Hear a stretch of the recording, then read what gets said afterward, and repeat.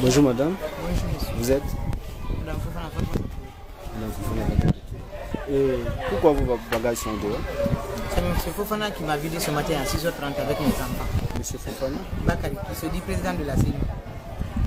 Qui vous a? Qui se dit président de la CENI, qui m'a vidé avec mes enfants. Pourquoi? Il y a 10 ans,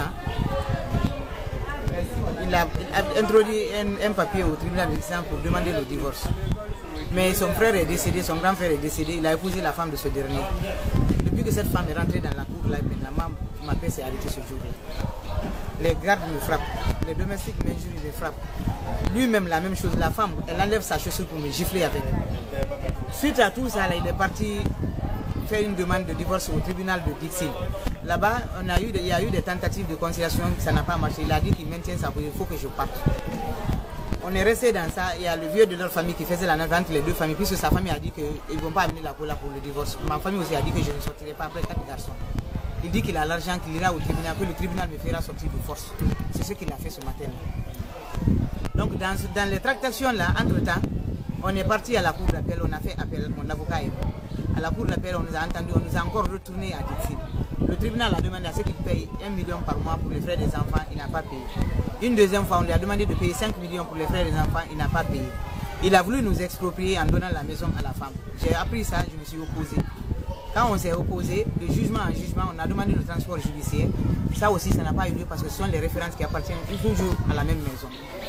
Donc on est resté dans ça, il dit coûte que coûte, il faut que je sorte. On est parti à la cour d'appel. À la cour d'appel, on nous a encore appelé, il y a eu différentes audiences. Finalement, tout récemment, la cour d'appel dit de sortir, que la maison l'appartient, qu'il n'a pas à me payer 1 franc de pension, que la maison l'appartient. Lundi dernier, tôt encore le matin, ils sont encore venus taper à la porte avec force. J'ai dit c'est qui? Ils disent que c'est eux, ils sont des huissiers, de prendre un avocat. J'ai dit mais j'ai un avocat, je lui ai donné à l'avocat. Je dis c'est l'avocat qui prend tous les actes. Ils sont partis. Ce matin encore à 6h30, c'est lui-même qui s'est levé pour venir ouvrir la porte. Ils sont venus taper encore avec. Je dis qui? Il dit c'est nous, ouvrez. Je dis qu'est-ce qu'il y a?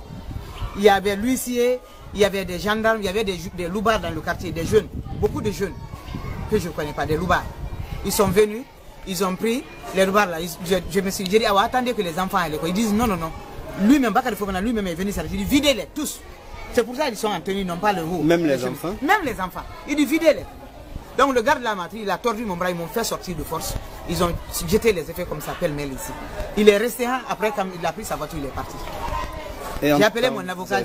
Hein? Entre-temps, vous avez fait quoi? Entre-temps, j'ai appelé mon avocat qui va prendre un huissier.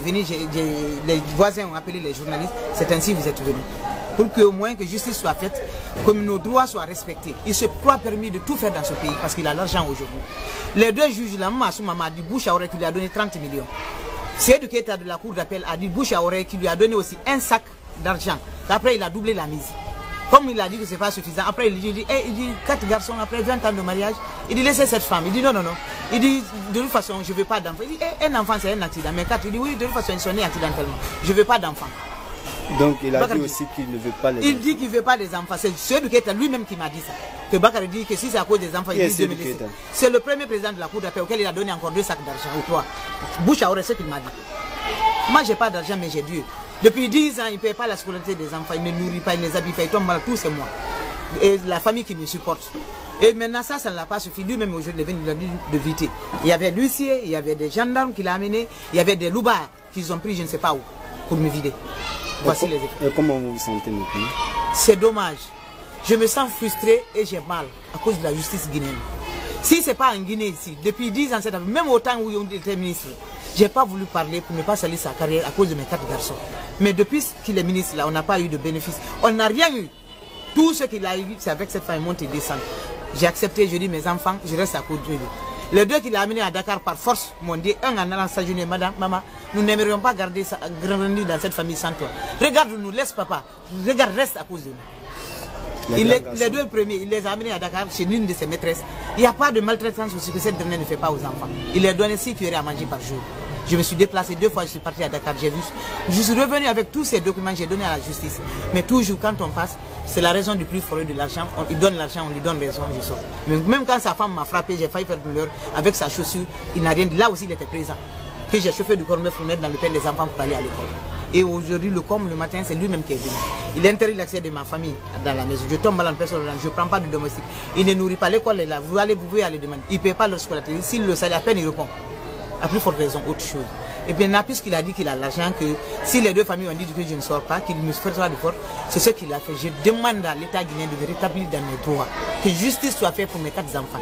Qu'il me donne mes enfants, puisque lui-même il a dit au juge qu'il n'en veut pas, qu'ils sont nés accidentellement. Qu'il me remette mes enfants. Et qu'il me dise où je dois rentrer.